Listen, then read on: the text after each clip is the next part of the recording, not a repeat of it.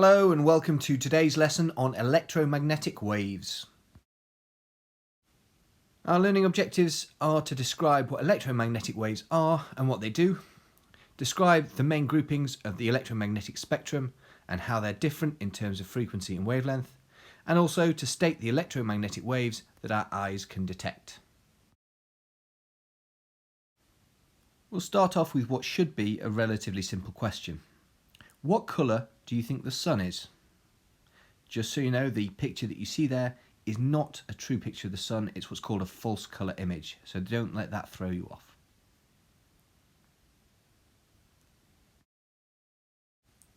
The sun actually gives off all the colours that we can see, and as a result our eyes detect it as white. Now, when I first asked you what colour the sun is, you may very well have said yellow or possibly orange. Certainly as children we tend to use those colours to paint the sun in pictures. Now the reason for this is that at sunrise and sunset, when we most often look at the sun, it can appear yellow, orange or sometimes red, and this is because the other colours, the greens, the blues and the violets, are actually being scattered by the Earth's atmosphere. These are the shorter wavelength colours. Rainbows are another common example of white light from the sun being split up into all the different constituent colours. Sir Isaac Newton was one of the first people to try experimenting with sunlight by splitting it up through a prism to make a spectrum. You may very well have done this experiment yourself back at Key Stage 3 by shining white light through a glass prism and splitting it up into all the colours of the rainbow. A prism allows you to split up light into a continuous spectrum, all the way from red through orange, yellow, green, blue to indigo and violet. As you can see from this picture, the difference between the colours is the wavelength and frequency of the waves. Red has a longer wavelength and a lower frequency, whereas blue has a shorter wavelength and a higher frequency. Light is a form of electromagnetic wave. It is a transverse wave where the electrical and magnetic fields both oscillate at 90 degrees to the direction of travel. All electromagnetic waves travel at the same speed in a vacuum. That speed is 3 times 10 to the 8 meters per second. Another way of writing that is 3 with 8 zeros after it. This is the fastest speed anything can travel at. Visible light is just one part of the electromagnetic spectrum, and if you go beyond red, you will encounter infrared. Humans can't normally look into the infrared part of the spectrum, but some animals can, such as pit vipers, which use infrared radiation to detect their prey. If we want to look at something using infrared, we need special infrared cameras to look at it. Here you can see an infrared image of a cat taken with a thermal camera. Beyond infrared, there are microwaves. Again, microwaves are beyond our visible spectrum, so we can't see them, but they can be used to produce images, and they're often used in medicine to allow doctors to scan patients. Here you can see a brain scan that was produced using microwave imaging. Beyond microwaves there are radio waves. Radio waves are the longest wavelength of all the electromagnetic spectrum, and they can be used for imaging stars using radio telescopes. Here you can see an image of a galaxy that was made using both visible light and radio telescope imagery. On the other side of our visible spectrum is ultraviolet light. Some insects can see into the ultraviolet part of the spectrum, and as you can see from this image, plants look very different to them. Beyond ultraviolet, with an even shorter wavelength and higher frequency, are X-rays. You're no doubt familiar with how we use X-rays to produce images for medical purposes. Here you can see 2 hands and a paperclip being stretched out. With the shortest wavelength and the highest frequency, we have gamma rays right at the end of the spectrum.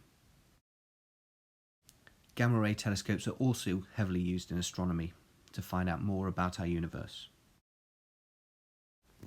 And here we have another picture of our sun, but this time it includes not only the light given off by the sun from the visible spectrum, but also information from radio waves, microwave, infrared, ultraviolet, X-ray and gamma ray telescopes, all added together to give a very interesting image of our sun.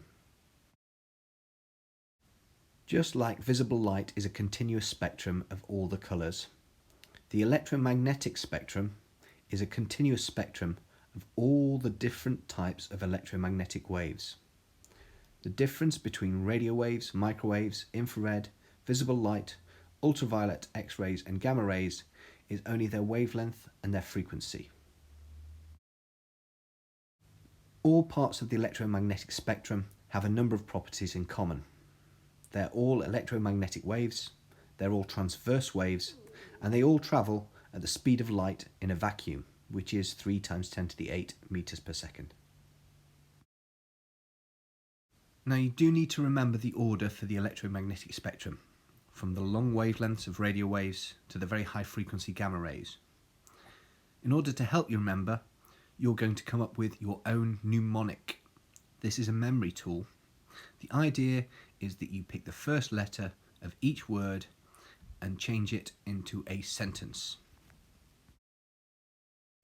As an example here, we have Roman men invented very unusual X-ray guns. Each letter of each word corresponds to each part of the electromagnetic spectrum. Now I want you to come up with your own mnemonic to help you remember it. If you come up with it, you're far more likely to remember it and find it useful. Please pause the video here, and when you've come up with your mnemonic, copy it down in your book to remind you. Now I'd like you to flick to the back of your class book and try and write down all the parts of the electromagnetic spectrum, starting with radio waves, from memory, using your mnemonic. Pause the video while you copy it down.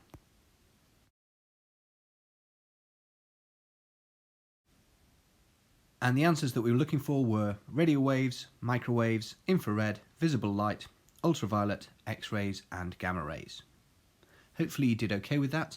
If you did find it tricky, go back, have another look at the electromagnetic spectrum and remind yourself of your mnemonic, and then have another go and see if you can get all of those parts of the electromagnetic spectrum in the correct order.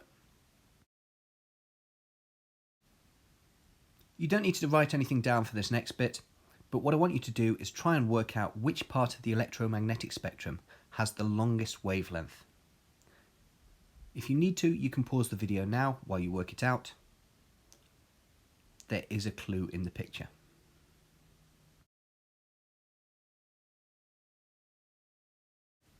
Hopefully you worked out that it was radio waves. Radio waves have by far the longest wavelength, and as you can see in the picture above it, it has a much longer wavelength than the other side of the electromagnetic spectrum. Now, which part of the electromagnetic spectrum has the highest frequency? Again, if you need more time, you can pause the video while you think. And the answer that we're looking for is gamma rays. If you have a look at that diagram above it, you can see that the waves are shown as having a very high frequency. So as you can see, as the wavelength decreases, the frequency increases, and as the frequency increases, the wavelength decreases.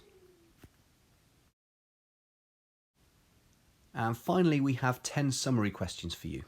Please do all 10 questions in your books and do them without referring back to the electromagnetic spectrum diagram. See how many you can answer just with what you can remember. Pause the video now while you work your way through those questions. And that brings us to the end of today's lesson. I hope you found it useful. Thank you very much.